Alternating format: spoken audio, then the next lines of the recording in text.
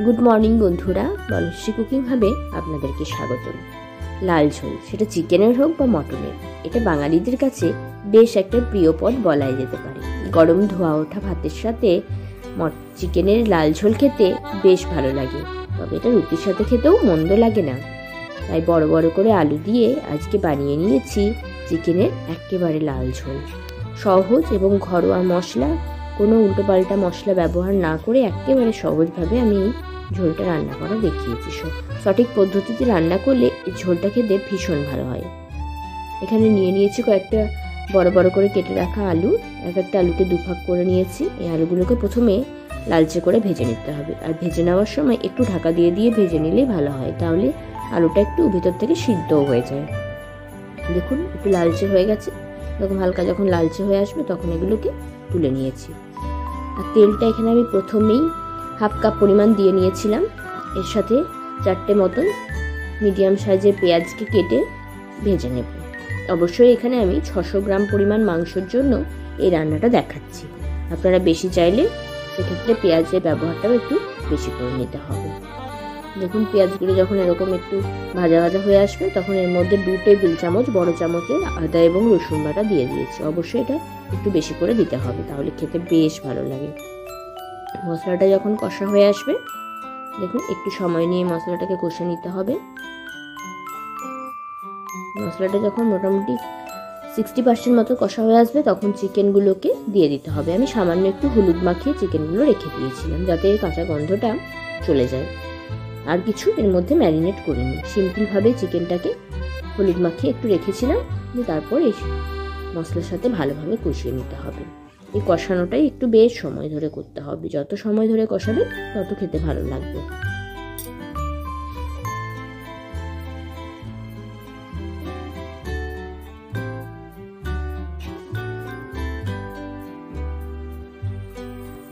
আবার মটনকেও আমরা এই একই প্রসেসেও রান্না করে নিতে পারি, সেটাও খেতে বেশ ভালো লাগে। আজকে আমি চিকেন দিয়ে দেখালাম, আর একদিন মটন দিয়েও দেখাবো। দেখুন চিকেনটা প্রায় অনেকটাই কষা হয়ে গেছে, মোটামুটি 50% মতন। ঠিক এরকম অবস্থায় হলুদ গুঁড়ো বড় 1 চামচ, জিরে গুঁড়ো 1 চামচ, ধনে গুঁড়ো এর সাথে দিয়ে দেব।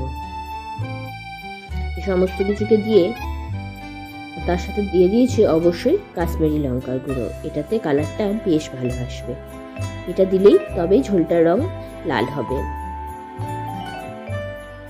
দেখুন এই শুকনো মশলাগুলো দিয়েও একটুক্ষণ ভালোভাবে কষিয়ে নিতে হবে। দেখুন একটুক্ষণ বেশ ভালোভাবে আমি শুকনো মশলাটা মাংসের গায়ের সাথে মিশিয়ে নিয়েছি।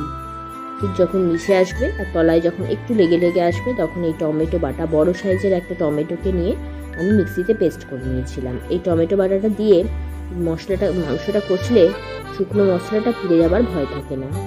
দেখুন টমেটো বাটাটা দিলেই মশলাটা খুব সুন্দরভাবে কষা হয়ে যায় এবং একটা ভালো কালারও আসে। কাশ্মীরি লঙ্কা গুঁড়ো আর টমেটো মিশ্রণে একটা সুন্দর কালার আসবে চিকেনে। দেখুন একটু টাইম নিয়ে কষলেই ওই কালারটা চলে আসবে আস্তে আস্তে।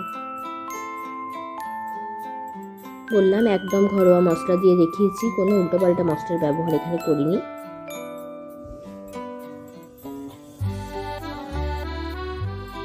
এরকম সাধারণ ঘরোয়া রান্না যদি আপনাদের ভালো লেগে থাকে তবে অবশ্যই চ্যানেলটাকে শেয়ার এবং সাবস্ক্রাইব করে দেবেন।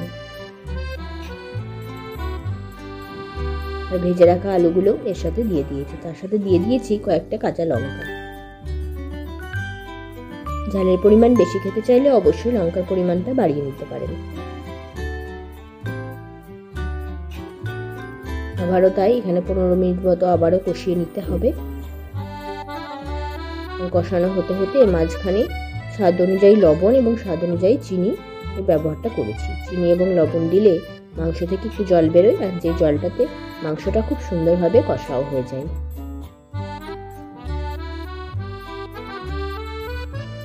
চিকেন একটু মশলাদার না হলে খেতে খুব একটা ভালো লাগে না, তাই একটু স্পাইসি করে চিকেন রান্না করলে বাচ্চা বড় সকলেই খেতে বেশ পছন্দ করে। তবে যারা তেল খেতে পান না, মশলা খেতে পান না, তাদের ক্ষেত্রে আলাদা, কিন্তু একটু সুস্বাদুভাবে চিকেন রান্না না করলে চিকেনের মজাটাই পাওয়া যায় না।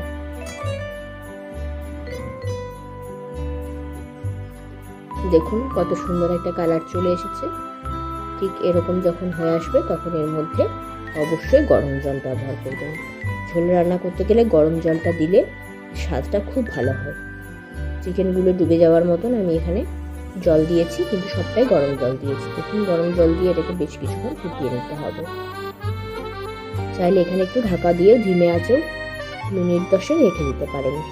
10 মিনিট ধিমে আঁচে ঢাকা দিয়ে রেখেছিলাম। ঢাকা খুলে দেখুন অলমোস্ট রেডি হয়ে গেছে। এবার গ্যাসের ফ্লেমটাকে বন্ধ করে এটাকে 10 মিনিট মতন ঠান্ডা করে নেব।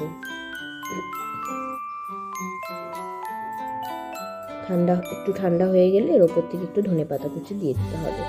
এই শীতকালে ধনেপাতা কুচি দেওয়া চিকেনটা খেতে বেশ ভালো লাগে।